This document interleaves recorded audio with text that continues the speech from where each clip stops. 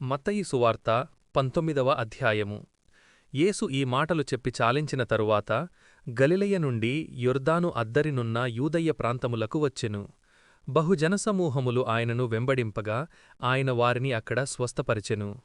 పరిసయ్యులు ఆయనను శోధింపవలనని ఆయన యొద్దకు వచ్చి, ఏ హేతువుచేతనైనను పురుషుడు తన భార్యను విడనాడుట న్యాయమా అని అడుగగా, ఆయన, సృజించినవాడు ఆదినుండి వారిని పురుషునిగాను స్త్రీనిగాను సృజించెననియూ, ఇందునిమిత్తము పురుషుడు తల్లిదండ్రులను విడిచి తన భార్యను హత్తుకొనును, వారిద్దరునూ ఏకశరీరముగా ఉందురని చెప్పెననియూ మీరు చదవలేదా?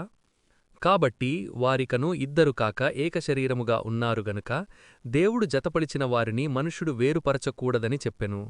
అందుకు వారు, అలాగైతే పరిత్యాద పత్రికనిచ్చి ఆమెను విడనాడుమని మోషే ఎందుకు ఆజ్ఞాపించెనని వారాయనను అడుగగా, ఆయన, మీ హృదయ కాఠిన్యమును బట్టి మీ భార్యలను విడనాడ మోషే సెలవిచ్చెనుగాని ఆదినుండి అలాగు జరగలేదు. మరియు వ్యభిచారము నిమిత్తమే తప్ప తన భార్యను విడనాడి మరియొకతను పెండ్లి చేసుకొనువాడు వ్యభిచారము చేయుచున్నాడనియూ, విడనాడబడిన దానిని పెండ్లి చేసుకొనువాడు వ్యభిచారము చేయుచున్నాడనియూ మీతో చెప్పుచున్నానని వారితోననెను. ఆయన శిష్యులు, భార్యాభర్తలకుండు సంబంధము ఇట్టిదైతే పెండ్లి చేసుకొనుట యుక్తము కాదని ఆయనతో చెప్పిరి. అందుకాయన, అనుగ్రహము నొందినవారు తప్ప మరి ఎవరునూ ఈ మాటను అంగీకరింపనేరరు. తల్లి గర్భము నుండి నపుంసకులుగా పుట్టినవారు గలరు, మనుష్యుల వలన నపుంసకులుగా చేయబడిన నపుంసకులునూ గలరు, పరలోక రాజ్యము నిమిత్తము తమ్మును తామే నపుంసకులనుగా చేసుకొనిన నపుంసకులునూ గలరు.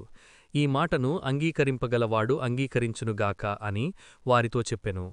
అప్పుడాయన వారిమీద చేతులుంచి ప్రార్థన చేయవలనని కొందరు చిన్నపిల్లలను ఆయన యొద్దకు తీసుకుని వచ్చిరి. ఆయన శిష్యులు తీసుకొని వచ్చిన వారిని గద్దింపగా, యేసు, చిన్నపిల్లలను అటంకపరచక వారిని నా యొద్దకు రానీయుడి, పరలోక రాజ్యము ఈలాటి వారిదని వారితో చెప్పి వారిమీద చేతులుంచి అక్కడ నుండి లేచిపోయెను. ఇదిగో, ఒకడాయన యొద్దకు వచ్చి, బోధకుడా, నిత్యజీవము పొందుటకు నేను ఏ మంచి కార్యము చేయవలనని ఆయనను అడిగెను. అందుకాయన, మంచి కార్యమును గూర్చి నన్నెందుకడుగుచున్నావు? మంచివాడొక్కడే. నీవు జీవములో ప్రవేశింపగోరిన ఎడల ఆజ్ఞలను గైకొనుమని చెప్పెను.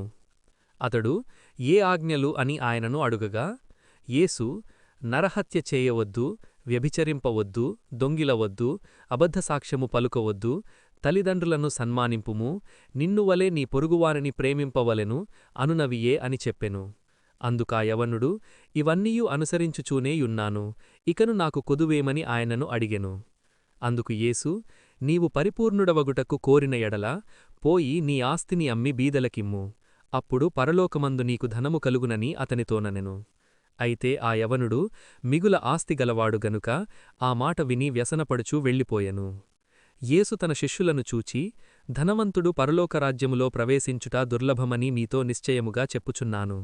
ఇదిగాక ధనవంతుడు పరలోకరాజ్యములో ప్రవేశించుటకంటే సూది బెజ్జములో ఒంటెదూరుట సులభమని మీత చెప్పుచున్నాననెను. శిష్యులు ఈ మాట విని మిక్కిలి ఆశ్చర్యపడి, అలాగైతే ఎవడు రక్షణ పొందగలడు అని అడుగగా, యేసు వారిని చూచి, ఇది మనుష్యులకు అసాధ్యమేగాని దేవునికి సమస్తమునూ సాధ్యమని చెప్పెను. పేతురు, ఇదిగో, మేము సమస్తమునూ విడిచిపెట్టి నిన్ను వెంబడించితిమి గనుక మాకేమి దొరకును అని ఆయనను అడుగగా, యేసు వారితో ఇట్లనెను, ప్రపంచ పునర్జననమందు మనుష్యకుమారుడు తన మహిమగల సింహాసనము మీద ఆసీనుడై ఉండునప్పుడు నన్ను వెంబడించిన మీరును 12 సింహాసనముల మీద ఆసీనులై ఇశ్రాయేలు 12 గోత్రముల వారికి తీర్పు తీర్చుదురు. నా నామము నిమిత్తము అన్నదమ్ములనైనను, అక్కచెల్లెండలనైనను, తండ్రినైనను, తల్లినైనను, పిల్లలనైనను, భూములనైనను, ఇండ్లనైనను విడిచిపెట్టిన ప్రతివాడును 100 రెట్లు పొందును. ఇదిగాక నిత్యజీవమును స్వతంత్రించుకొనును. మొదటివారు అనేకులు కడపటివారగుదురు, కడపటివారు మొదటివారగుదురు.